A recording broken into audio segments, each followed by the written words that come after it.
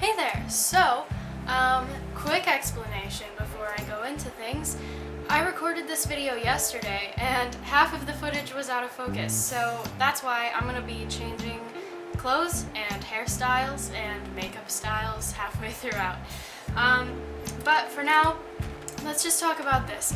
I have been seeing a lot of these watercolor pens slash marker things all over my social medias in the form of ads. There are the typical rainbow colors, Roy G. Biv as we know, and then there are some like blacks and browns that we can work with as well. And kind of what I'm assessing here is just kind of the structural integrity, the blending quality to these, and I don't know, let's just go ahead and just swatch them out. Let's just kind of start looking to see how they extract onto the paper. Extract? I don't know. So I'm gonna kind of try and go in somewhat of a color order here, but there's no promises on whether or not that will happen. I'm gonna be starting with the lightest yellow. They don't actually have any color names on the markers themselves, but maybe we can make our own as we go. In terms of the quality, I'm seeing that this one in particular is very light, but it looks like you can kind of layer it to a point where it's a little more visible. And I'm sure that in person, to me, it's a little more visible than it is to the camera. Get the darker yellow, and that one looks a lot more pigmented. Oh yeah, the layers with these ones are really working well. Ooh, this deep red, it's so pretty. This red actually, I feel, doesn't even need a second layer. It kind of just works how it is. Although a second layer does add quite a bit of dimension to the color. But I'm just gonna go through these, swatch out all the colors I have, and then we'll kind of see where we are after all of that.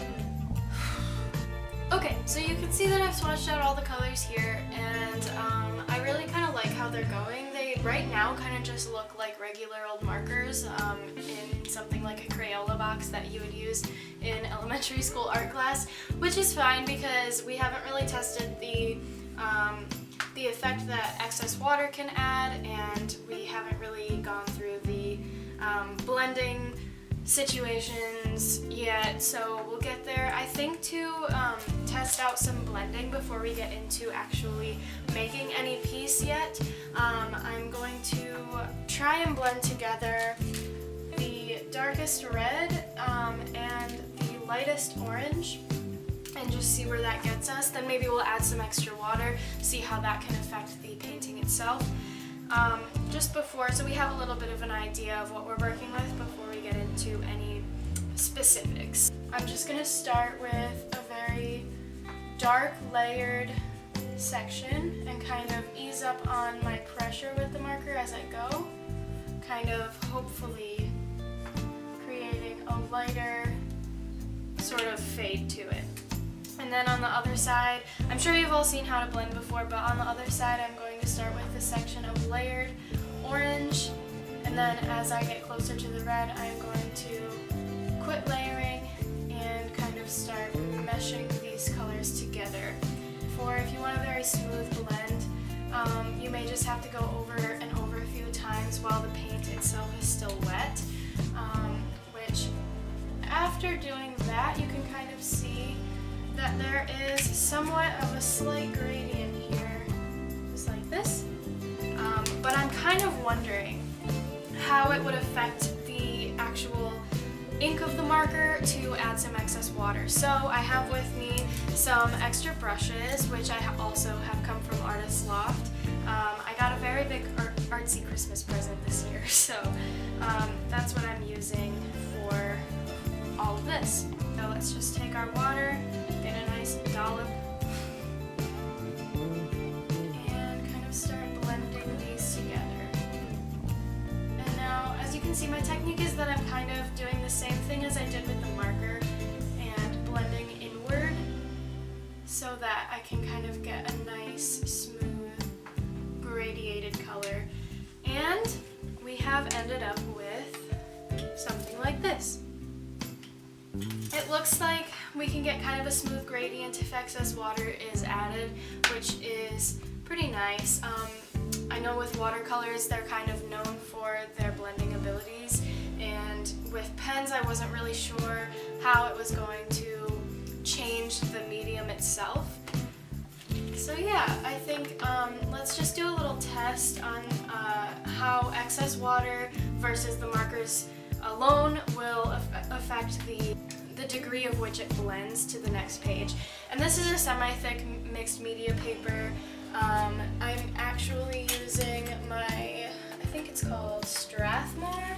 Yes, my Strathmore mixed media paper. Yeah, let's just kind of turn over the page and see what we've got in terms of bleeding. It's quite clean, and I'm a little bit surprised because I kind of expected that with using something that is typically so easy to buckle paper, make it kind of shift and bend. I'm kind of excited to see that only adding the excess water has created a bit of a buckle in the back. However, I think overall these are pretty nice. They haven't bled through, they layer pretty nicely.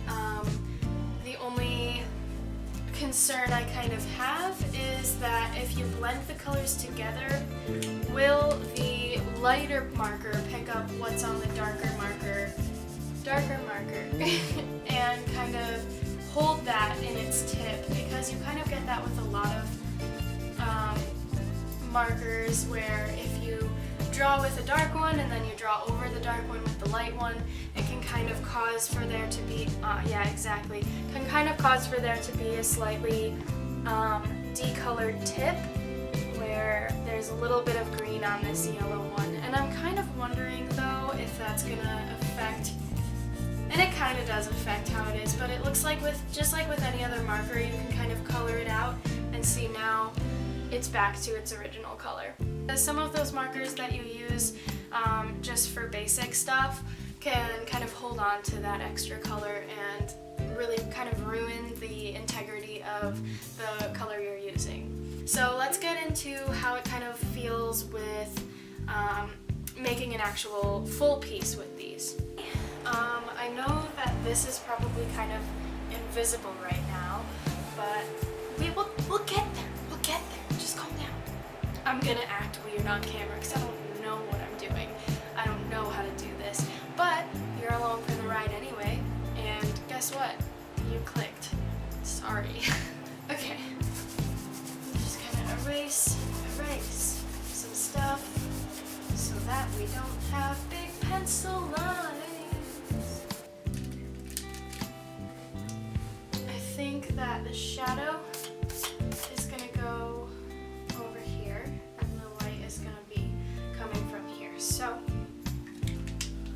let's start with the cold colors, I think, in the middle, just because we're gonna get we're gonna kind of gradate out from there. So I'm just kind of gonna start flicking the color in with where I want the kind of middle area to be. Alright, so we've got kind of the first bit of the dark blue, and then I'm just going to cut in some light blue here, make it kind of pop a bit. Alright, and now I'm going to start from the tips of some of the flower petals with the light orange, or maybe I should go dark red. Let's do light orange where the lightest part is, and just kind of bring it in right through the paper. Alright, and then I'm going to take the red and extend that orange down into the blue. Just a little bit. I'm going to use some excess water here to kind of blend these colors together a little bit more cohesively. So just for the reference, I don't know. These are not super wet when you just kind of brush your hand along it. Like, it's not going to smear too bad. So I'm just going to take some water and I'm just going to blend these all together, and I'm kind of going to bring the, ooh, I like how this is going so far. I like when it drips like that, this watercolor. Let's bring this down here and then fix our brush, get it a little more wet.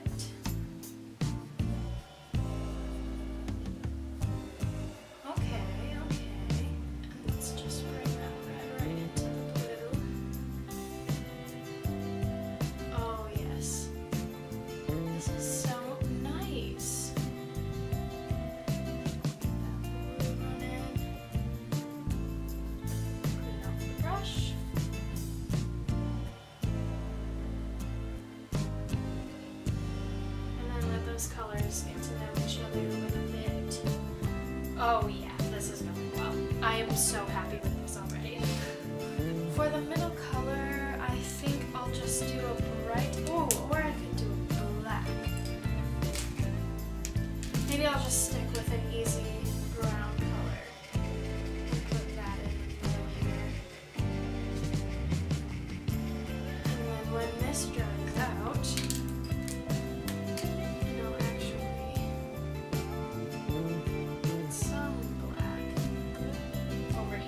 so that there's a little bit of a shadow situation. Okay, and the colors don't seem to blend together too terribly, which is really nice. And by that I just mean that they don't, like if you're coloring on top of another color, it doesn't really ruin the integrity of the color you're working with. So that is really nice, because I have had a lot of markers which do that, and it can be really I don't know what my words are today. That can be really upsetting when you're working with something that you kind of want to be like really well done. I don't know, the lights kind of get covered up by the darks pretty easily with this, so I'm just kind of trying to pay attention and make sure that I'm blending the gradient from light to dark, because I don't want the dark color to ruin what I have going with the light. I don't know, the lights kind of get covered up by the darks pretty easily with this, so I'm just kind of trying to pay attention and make sure that I'm blending the gradient from light to dark, because I don't want the dark color to ruin what I have going with the light. Okay. So far so good. I really like these watercolor pens actually, and adding extra water to them, because you can really get them to blend quite nicely, and the strokes are kind of difficult to blend out completely, but you know, I would say that just how it is, if you're going for more of an abstract look, these are so the way to go.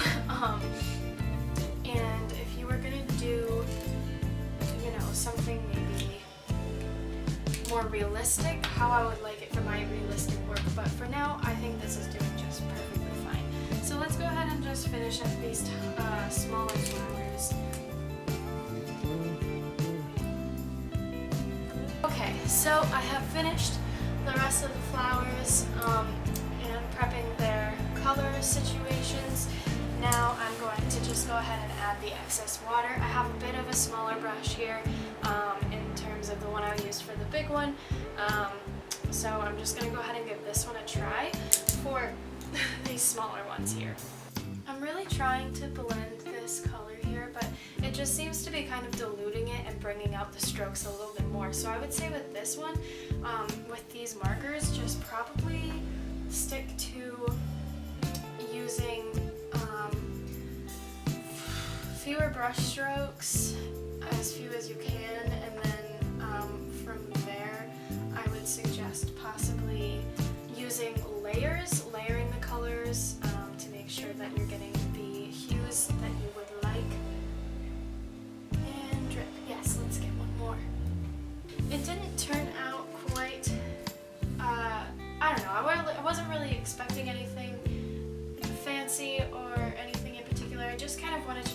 these markers, and as you can see, we've made some significant progress. Ooh, I like that addition too.